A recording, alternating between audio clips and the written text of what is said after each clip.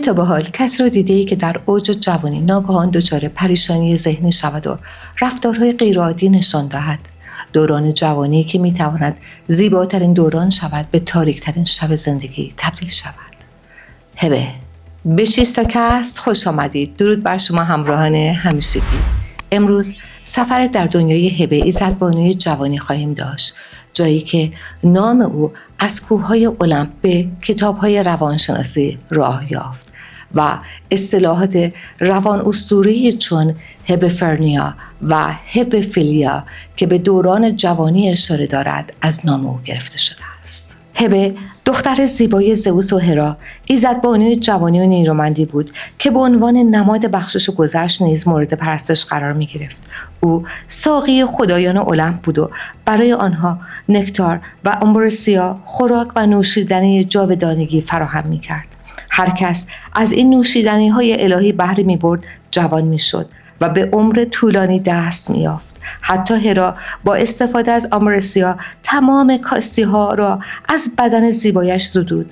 زمانی که هرکول قهرمان افسانه یونان تن زمینی خود را ترک کرد و به المپ رفت، خدایان او را با هبه ازدواج دادند. این ازدواج نه تنها موجب آشتی هرکول با دشمن دیرینیش هرا شد، بلکه به او جوانی ابدی و جاودانگی بخشید. از این ازدواج دو پسر به نامهای الکسیار به معنای دفع کننده جنگ و آنیستوس به معنای شکست ناپذیر به دنیا آمدند که بر اساس برخی روایات هرگز بالغ نشدند و همواره کودک ماندند، نمادی از جوانی ابدی مادرشان. هبه قدرت خارق‌العاده‌ای داشت. او می توانست به هر کس که بخواهد جوانی ابدی عطا کند. نام هبه در زبان یونانی به معنای جوانی و نیرومندی است. پیشوند هبه در بسیاری از علوم از جمله روانشناسی و روانپزشکی کاربرد بسیاری دارد که به دوران جوانی اون اختلال یا بیماری اشاره دارد. این انتقال از اسطوره به علم در قرن 19 توسط روانپزشک آلمانی به نام کارل بوم رخ داد. او با الهام از مفهوم جوانی در نام هبه اصطلاح هبفرنیا را برای توصیف اختلالی به کار برد که به طور خاص در اوج جوانی 18 تا 22 سالگی ظاهر می شود.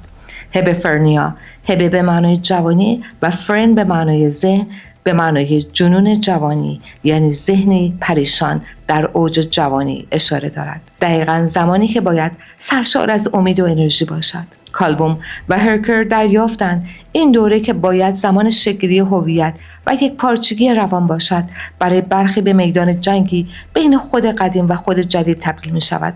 جنگی که شکست در آن به پریشانی عمیق و تخریب عملکرد ذهنی می انجامد. امروز با واژه اسکیزوفرنی بیشتر عجین هستیم.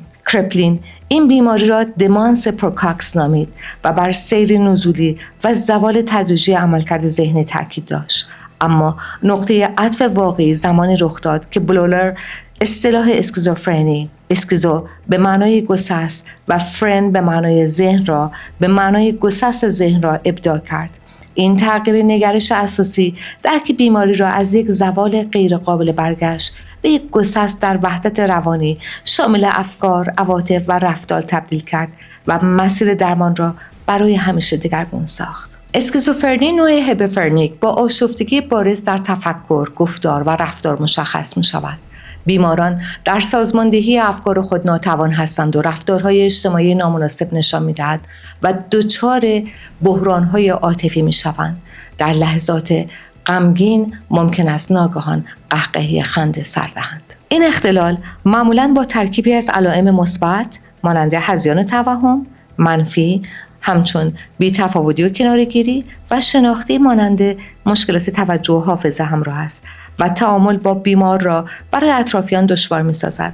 اسکیزوفرنی هبفرنیک با شروع زودرس در کودکان و نوجوانان نادر اما مشابه نوع بزرگسالان است. تشخیص این اختلال پیچیده است، زیرا علائمی چون کناره‌گیری، کاهش عملکرد در مدرسه، مشکلات خواب و تغییرات رفتاری را دارد که ممکن است با آنچه در دوره نوجوانی معمول است اشتباه گرفته شود. دیدگاه مدرن این اختلال را بیماری رشد عصبی می‌داند که ناشی از تأخیر یا اختلال در بلوغ مغز و بازسازی مدارهای عصبی در دوره نوجوانی است. دقیقاً همان دوره‌ای که مغز در حال تکامل و بسیار آسیب‌پذیر است.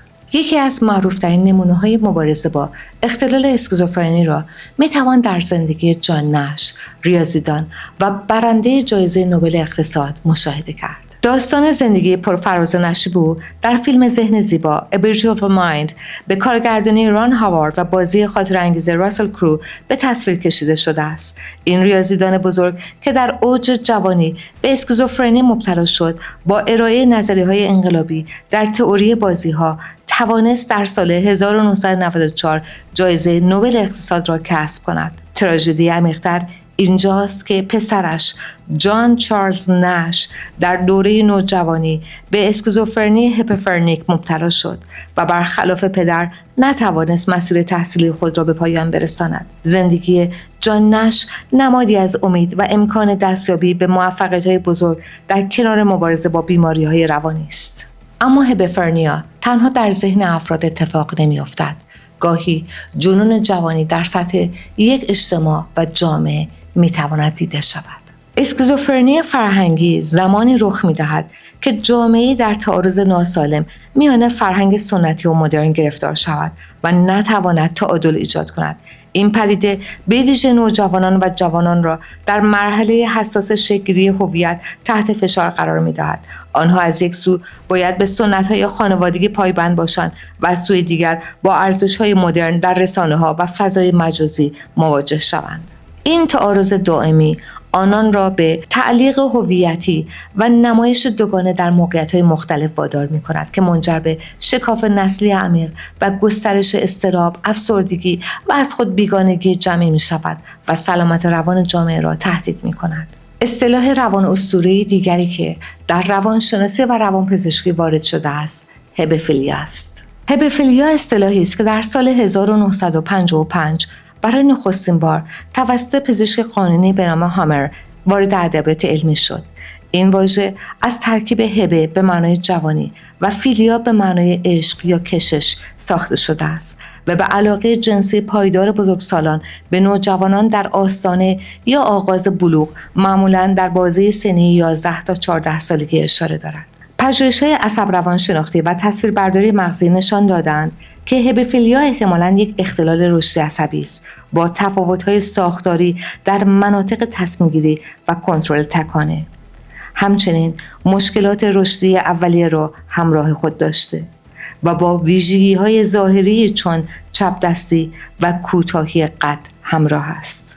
پول بندیک در سالهای بعد مفهوم هبفیلیا را از پدوفیلیا که به علاقه جنسی به کودکان بیش از بلوغ اطلاق می شود تفکیک کرد و آن را رسمی تر ساخت.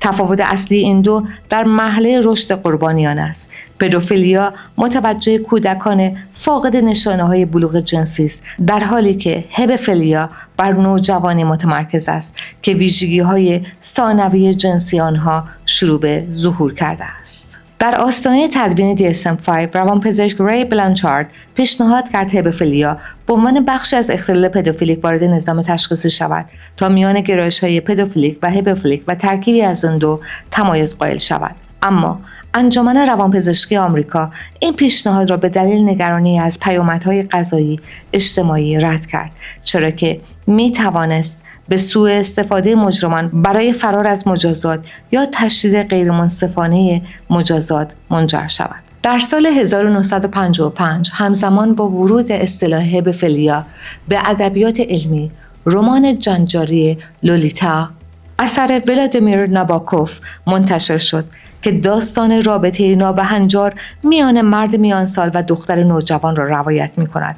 این اثر ابتدا در چند کشور ممنوع شد و پس از اصلاحات و تأکید بر بعد اخلاقی به چاپ رسید. رمان دوبار اقتباس سینمایی شد. 1962 به کارگردانی استنلی کوبریک با محدودیت‌های سانسور و سال 1997 به کارگردانی آدریان لین با رویکردی صریح‌تر.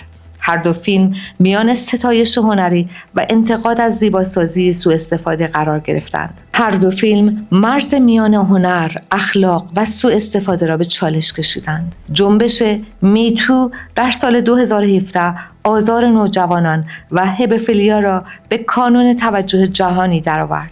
متخصصان امروز معتقدند این گرایش خلاف اخلاق، قانون و سلامت اجتماعی است و نیازمند مدیریت درمانی و نظارت حقوقی برای حمایت از نوجوانان و کمک به مبتلایان می باشد. اما در کیهان بی انتها در سال 1847 ستاره‌شناس آلمانی کارل لودویگ هکه سیارک هبه 6 را کشف کرد و به افتخار ایزدبانوی جوانی نامگذاری کرد. این سیارک در کمربند اصلی بین مریخ و مشتری قرار دارد و یکی از بزرگترین و درخشانترین اجرام این منطقه است. حالا تو برایم بگو، آیا تو نیز در جامعه زندگی می‌کنی که بین سنت و مدرنیته تعارض وجود دارد؟ این تعارض چه آسیبی رو برای تو به همراه داشته؟ این ویدیو رو برای دوستانت ارسال کن. جوانی دوره پرتلاطم است. آگاهی می‌تواند ضامن موفقیت عبور از این دوران باشد. برای اطلاع از برنامه بعدی کانال را سابسکرایب کن. در برنامه بعدی به یکی از شگفت انگیزترین کهن‌الگوهای اساطیر یونانی می‌پردازیم، هرما آفرودیت، که از دل آن روان اسطوره‌های بسیار جالب بیرون آمده است. تا درودی دیگر، بدرود.